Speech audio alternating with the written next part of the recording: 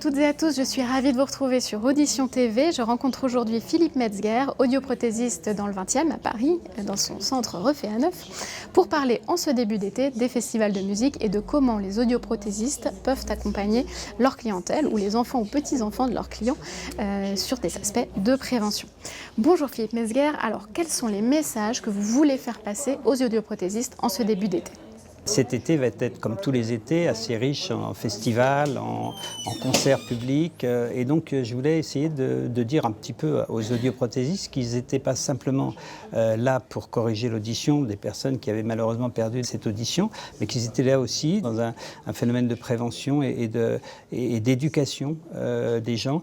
Et donc, il ne faut pas qu'ils oublient ce volet important de la profession. La nouvelle réforme de 100% santé nous a encore un peu plus inscrits dans ce domaine de la santé et donc il faut qu'ils prennent soin de la santé auditive de leurs patients et de l'entourage de leurs patients. C'est-à-dire que les premiers prescripteurs finalement de protection auditive, c'est souvent les parents et les grands-parents vis-à-vis des petits-enfants qui vont aller dans ces festivals et donc pour prévenir, pour éviter les traumas sonores. Et concrètement, comment éviter ces fameux traumatismes sonores dus à la musique trop forte ? La JNA peut aider beaucoup les professionnels de santé qui sont les audioprothésistes et donc ils peuvent s'appuyer auprès de la JNA. La JNA par exemple a diffusé un sonomètre qui s'appelle DB Live qui est téléchargeable gratuitement et qui va permettre aux gens déjà de mesurer à peu près le niveau d'intensité, de dangerosité du lieu dans lequel ils vont. C'est une application qui est assez simple avec un feu vert, un feu rouge et un feu orange et donc il va leur dire qu'ils sont plus ou moins soit dans une zone qui dépasse les 85 décibels, soit totalement en dehors. Donc ça va être une première approche et puis ensuite ils peuvent délivrer des messages de prévention en disant aux gens attention, si vous êtes dans un lieu qui dépasse les 85 décibels, essayez de respecter des normes. Par exemple, si vous avez la possibilité de mettre des protections auditives, mettez les protections auditives. Et si jamais ça dépasse les 100 décibels, il vaut mieux essayer de rester le moins de temps possible. Il y a aussi un message qu'ils peuvent utiliser, c'est de dire que grosso modo, après 2 heures d'écoute de musique amplifiée, à des niveaux qui dépassent des fois 90 décibels, il est prudent de faire une demi-heure de repos. La loi d'ailleurs prévoit ça maintenant, c'est-à-dire dans les lieux qui utilisent de la musique amplifiée, on a limité à 102 décibels le niveau maximum. S'il y a des adultes, s'il y a des enfants, c'est descendu même à 94 décibels. Donc ça, les gens peuvent, les audioprothésistes peuvent relayer cette loi.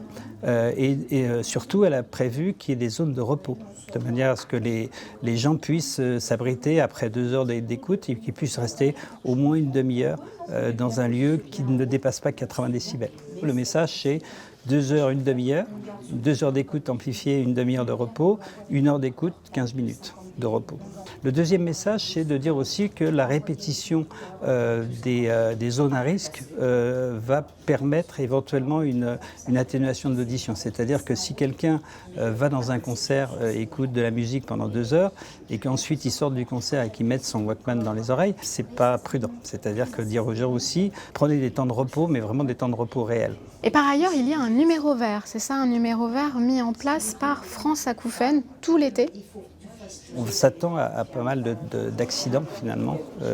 Il y en a tous les ans, il y en a. Et donc des gens qui sont inquiets parce qu'ils entendent des bourdonnements d'oreilles, parce qu'ils ont des sifflements. Et donc ce numéro vert va servir un petit peu de relais pour orienter les gens, pour savoir s'ils ont réellement un trauma sonore qui demande à ce qu'il soit vu par un médecin ou si finalement ils peuvent se passer de ça. Donc ce numéro vert-là va permettre aux gens d'être orientés, soit vers un milieu médical, soit de leur dire bon, écoutez, ça c'est pas trop grave, ça va passer. Et donc les audioprothésistes sont souvent en première ligne puisque à la suite d'un concert avec une musique amplifiée, les gens auront peut-être plus facilement l'accès à l'audioprothésiste en leur disant bah, écoutez, hier soir j'étais en concert et j'ai des oreilles qui bourdonnent, j'ai des oreilles dans le plâtre et en plus ils sifflent. Est-ce que c'est normal? Et à ce moment-là, l'audioprothésiste pourra les orienter vers un médecin ORL. Merci beaucoup Philippe Metzger, merci à vous d'avoir été au rendez-vous. Je vous communique ce fameux numéro vert 0820 222 213 à diffuser largement autour de vous. Notez également ce site internet Nos oreilles on y tient par la JNA sur lequel vous aurez de nombreux outils en tant qu'audioprothésiste. Merci encore et à très bientôt sur Audition TV.